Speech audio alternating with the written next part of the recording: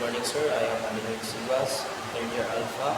I am going to report the activity title analyzing the flame colors in arson investigation. So, let's begin how important the arson investigation.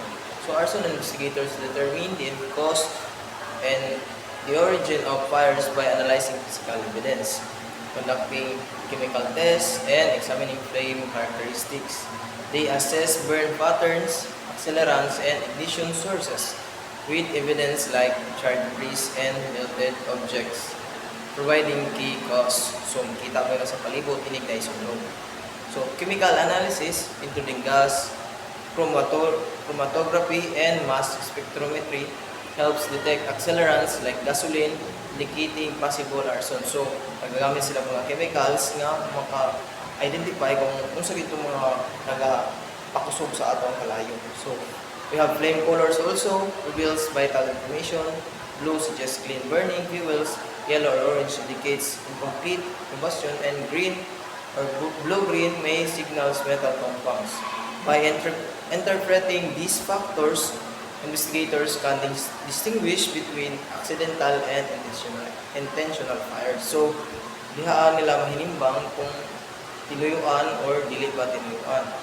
So now I am going to tackle the flame colors ranging from the lowest to highest. So first we have the red, which has the 980 to 1800 Fahrenheit and 527 to 982 degrees Celsius. Example ni is ang mga wood or charcoals, which is low temperature combustion. So next is the orange or yellow colored flame, which has 1,800 and 2,100 Fahrenheit and 982 to 1,150 degrees Celsius. Example ni is candle wax, paper, kay incomplete combustion man siya mo lang narin kung aso. So, next is ang atong init is ang blue, which has 2,100 to 2,500 Fahrenheit and 1,150 to 1,370 degrees Celsius.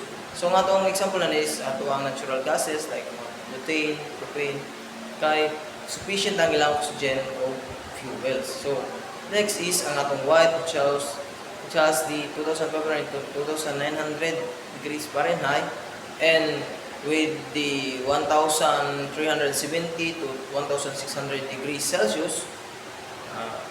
Ang example aning fuel is ang ato ang acetylene and welding torches with extremely high temperature combustion kay init bigay siya if fully combustion na siya. So these examples sa ato ang kuan is mga flame colors is nagadepende po na siya sa ato ang fuel. Kung unsa siya ka-combustible or unsa siya ka-flammable. So I have some explanation nga mas hotter ang white flame kaysa sa blue flame. A white flame is hotter than a blue flame because it emits more intense visible and infrared radiation, while blue flames burn at the 2,100 to 2,500 degree Fahrenheit and 1,150 to 1,370 degrees Celsius. And white flames reach 2,500 to 2,900 degree Fahrenheit and 1,370 to 1,600 degrees Celsius.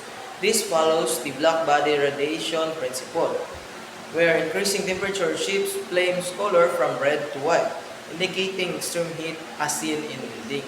So, mo to siya ang explanation.